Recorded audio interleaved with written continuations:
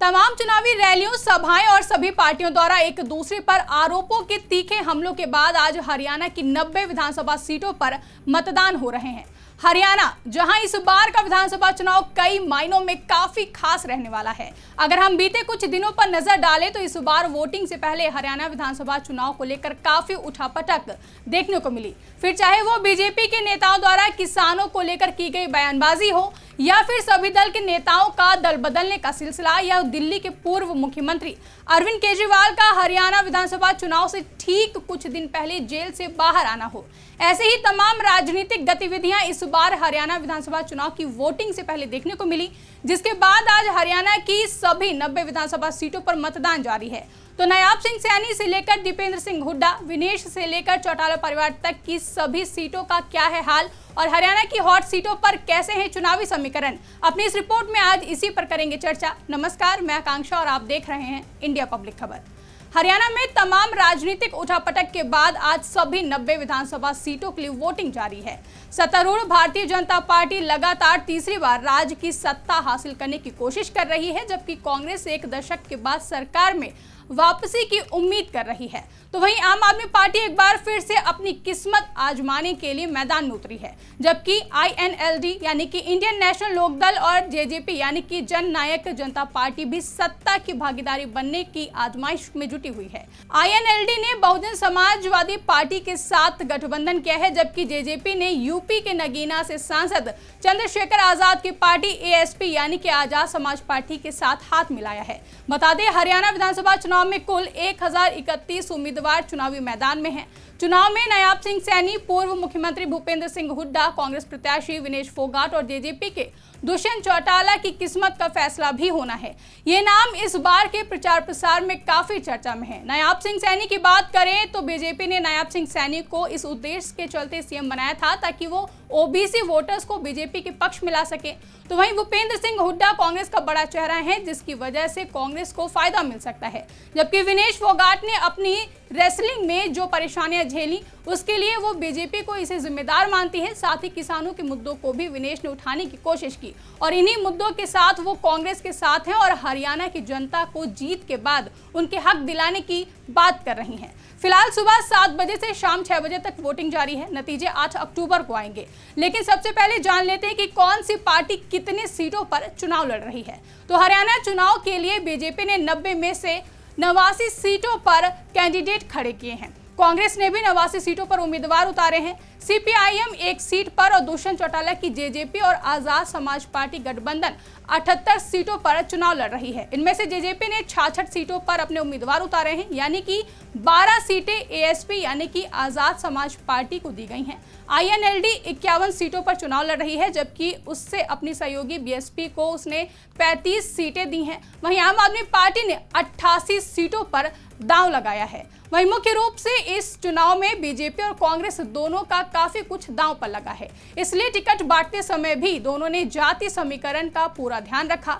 हरियाणा की 90 में से करीब 50 सीटें ऐसी हैं जहां जाट या फिर दलित आबादी 25% से ज्यादा है। अगर 2019 विधानसभा चुनाव के नतीजों पर नजर डालें तो ऐसी 33 जाट बाहुल सीटों पर बीजेपी को 10, कांग्रेस को 12, JJP को 8, INLD को 1 और अन्य को 3 सीट पर जीत मिली थी।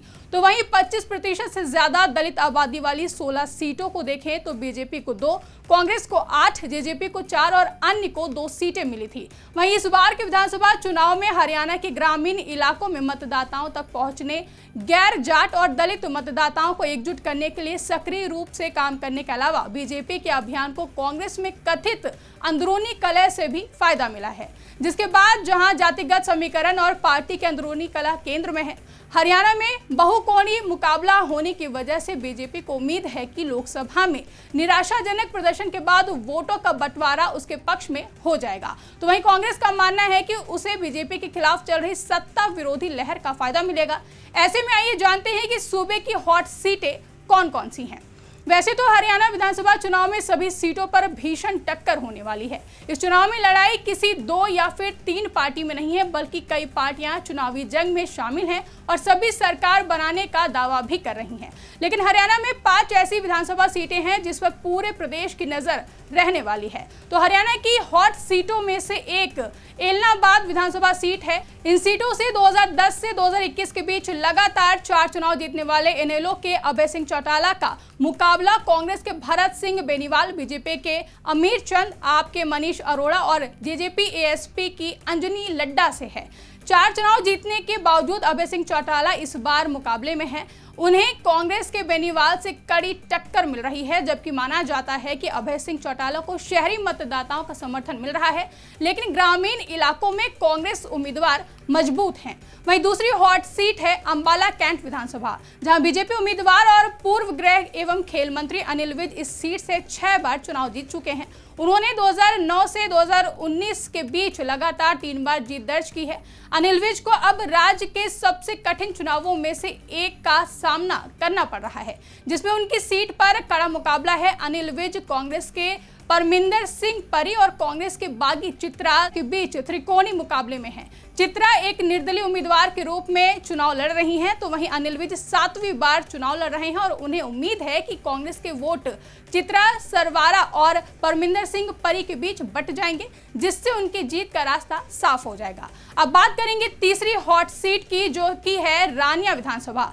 रानिया विधानसभा क्षेत्र परंपरागत रूप से इनेलो का गढ़ माना जाता है, जिसने 2009 और 2014 में इस सीट पर जीत दर्ज की थी। 2019 का चुनाव रणजीत चौटाला ने निर्दलीय उम्मीदवार के तौर पर जीता था। रणजीत एक बार फिर निर्दलीय उम्मीदवार के तौर पर चुनाव लड़ रहे हैं, क्योंकि उन्हें बीजेपी ने टिकट नहीं दिया था। उनका मुकाबला इनेलो के अर्जुन चौटाला, कांग्रेस के सर्वमित्र कंबोज और बीजेपी के शीशपाल कंबोज से है, जबकि जेजेपी एएसपी गठबंधन ने रणजीत चौटाला को समर्थन देने का ऐलान किया है, जो अपने पोते अर्जुन का सामना कर रहे हैं। वहीं चौथी हॉट सीट है लाडवा विधानसभा, जो कि एक सुस्त सीट अब हाई प्रोफाइल बन गई है, क्योंकि बीजेपी के नायब सिंह सैनी ने खुद करनाल की जगह इस सीट से चुनाव लड़ने का फैसला किया है, जहां से उन्होंने 3 महीने पहले जीत हासिल की थी। जबकि बीजेपी ने सैनी को लाडवा में चुनाव लड़ने के लिए आगे बढ़ाया है।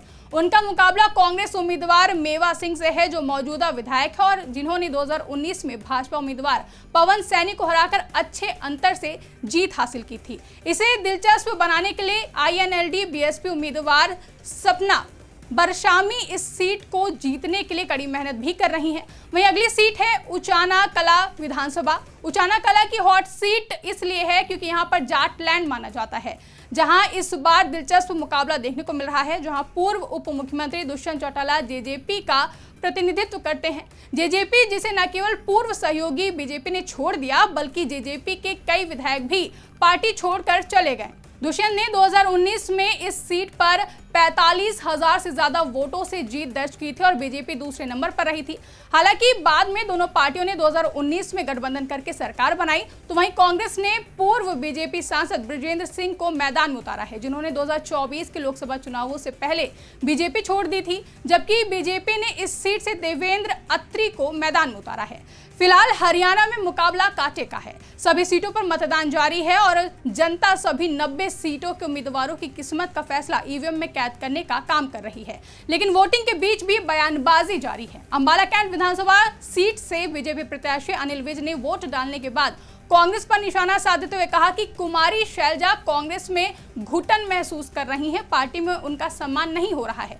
जिस पर पलटवार करते हुए कांग्रेस नेता कुमारी शैलजा ने कहा कि बीजेपी मेरा स्वागत इसलिए करना चाहती है क्योंकि वह हरियाणा में बहुत कमजोर है, वह मजबूत नेताओं को अपने साथ लाने के लिए कुछ भी करेगी। यानी कि साफ है कि हरियाणा में मुकाबला कांटे का है। अब देखना दिलचस्प होगा कि हरियाणा में 8 अक्टूबर को फैसला किसके पक्ष में आता है और जनता किस दिशा में जाने का काम करती है।